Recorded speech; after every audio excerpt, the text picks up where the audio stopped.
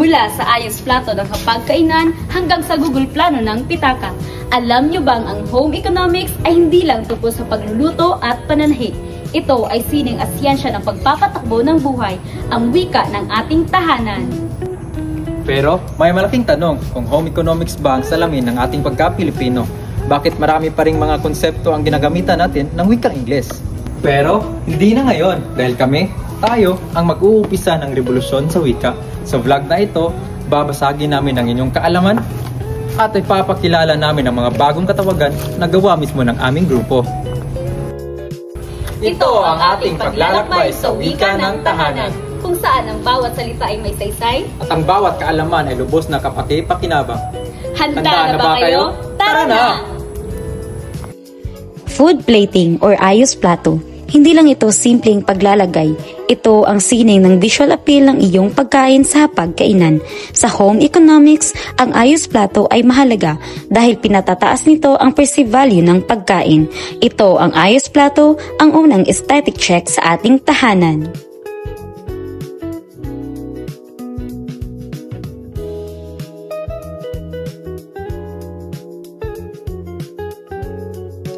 Food styling or sining ayos pagkain.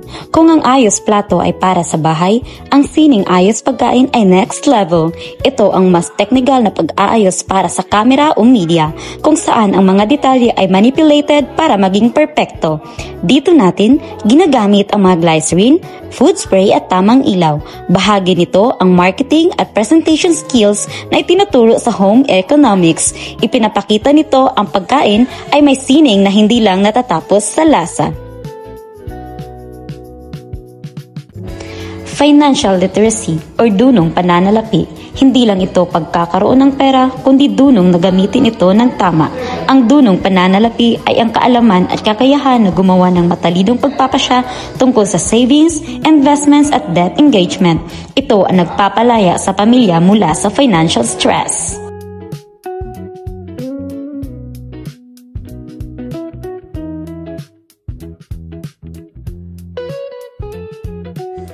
Budgeting or Google Plano. Ito ang master plan ng pera. Ang Google Plano ay ang masusing pagpaplano kung saan mapupunta ang bawat Google o gastos. Tinitiyak nito na ang fixed expenses ay matutupad at mga financial goals ay maaabot. Walang Google Plano, walang financial control.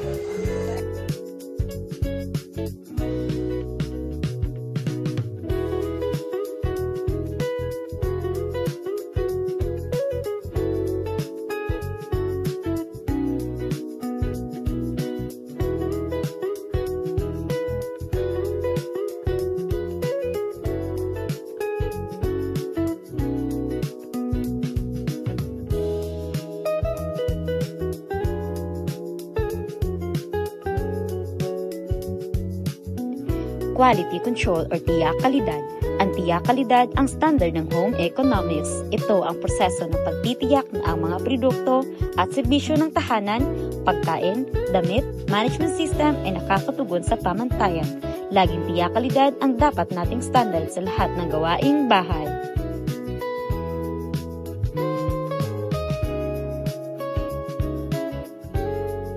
Interior design or ayos loob.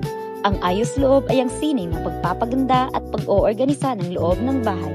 Higit pa sa aesthetics, ang tamang ayos loob ay nagpapabuti sa flow at mood ng pamilya. Isang well-organized na bahay ay nagpapababa ng stress at nagpapataas ng functionality.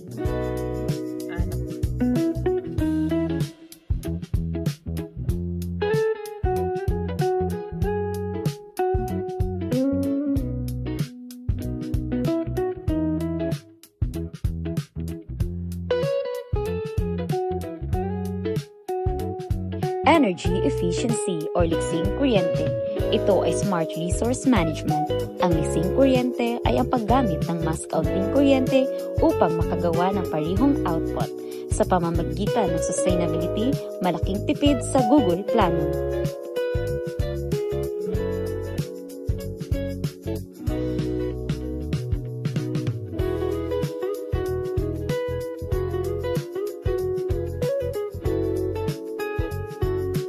Child development or unlad bata.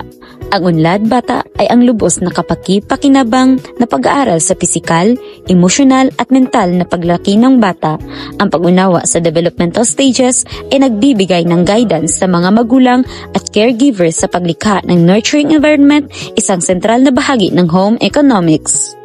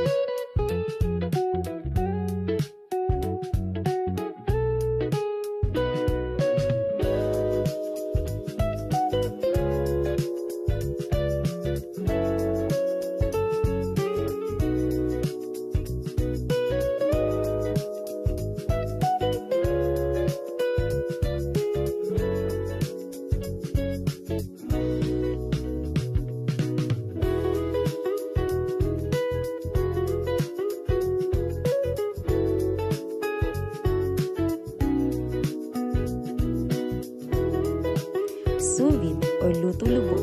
Napakasimple, napaka-precise. Ang lutong lubog ay ang pagluluto ng nakasarado sa isang vacuum-sealed na bag na nakalubog sa low temperature na tubig. Pinoprotektahan nito ang moisture at nutrients ng pagkain na nagre-resulta sa consistent at perfect na luto. Isang precision cooking technique na nagpapakita ng home economics bilang isang siyensya.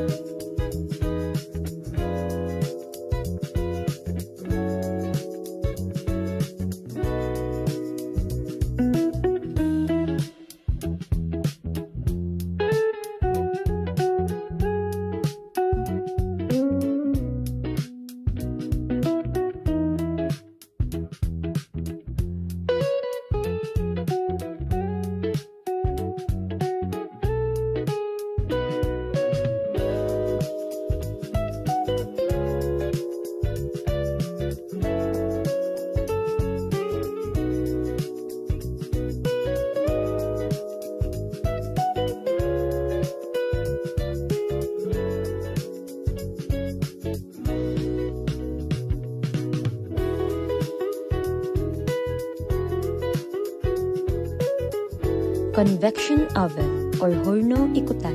Ito ang upgrade ng tradisyonal na horno, ang horno ikutan. Dahil may fan, ito na ang nagpapaikot ng init sa loob. Kaya mas mabilis, mas pantay ang browning at mas efficient ang paggamit ng kuryente. Sa home economics, tinuturo ito para sa pantay at energy management sa kusina. Ito ang efficiency command ng pagbe-bake.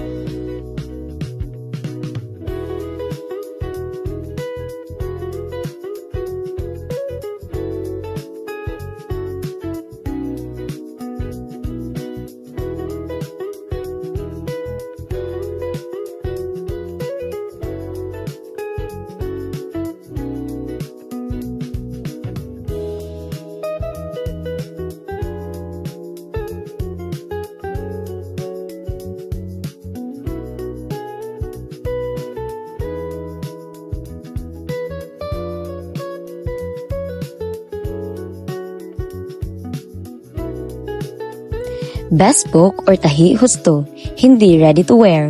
Ang tahi husto ay damit na custom-made at husto sa sukat at gusto ng kliyente. Ito ay nagpapakita ng high-level craftsmanship at attention to details sa clothing construction, ang mga kasanayang mahalaga sa textile arts at personal style.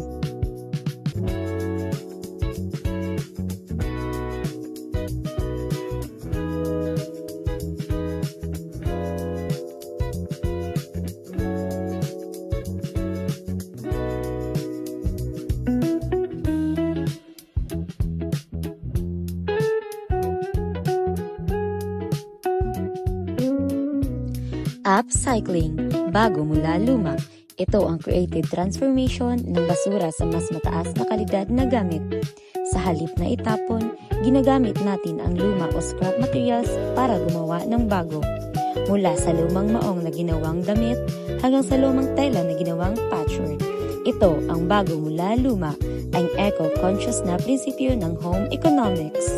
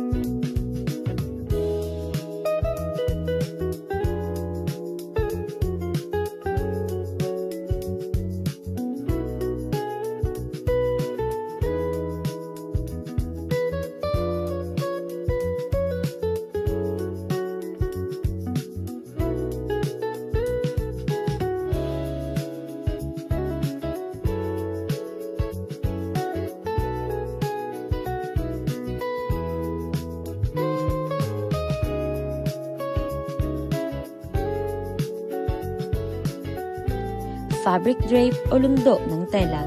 Hindi lahat ng tela ay pareho ang bagsak. Ang lundo ng tela ay ang bagsak o flow ng tela sa katawan. Mahalaga ito sa design at comfort ng kasuotan. Ang silk ay may soft drape, habang ang canvas ay may stiff drape. Ang kaalaman sa lundo ng tela ay nagbibigay daan sa home economic students na pumili ng tamang material para sa tamang damit.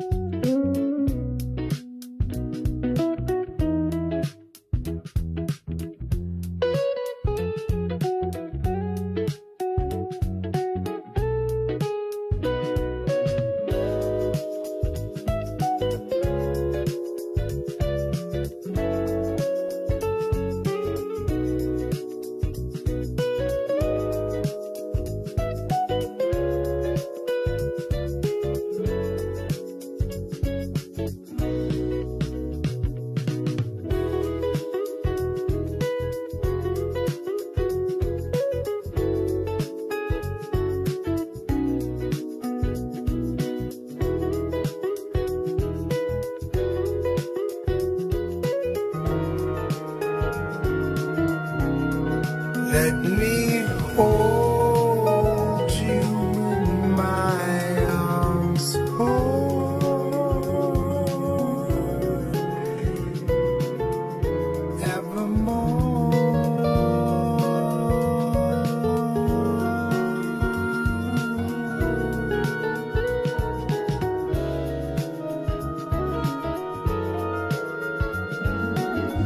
You have gone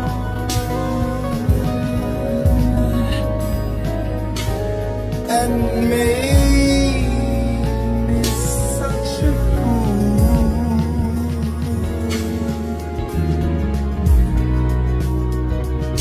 I'm so lost in your love.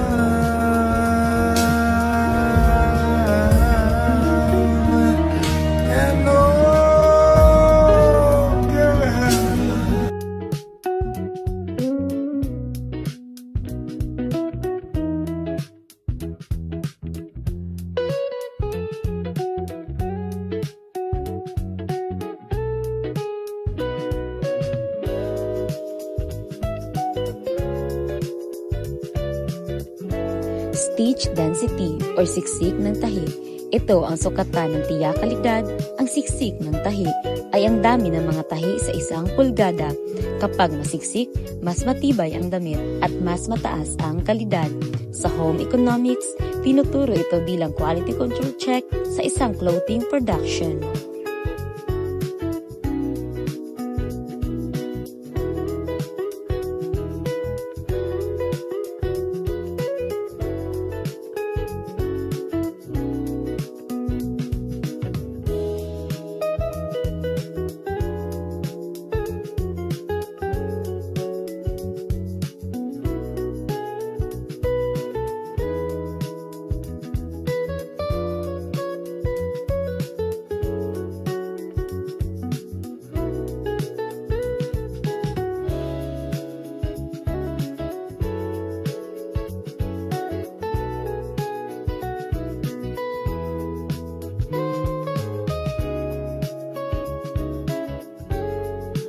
Composting or buong lupa.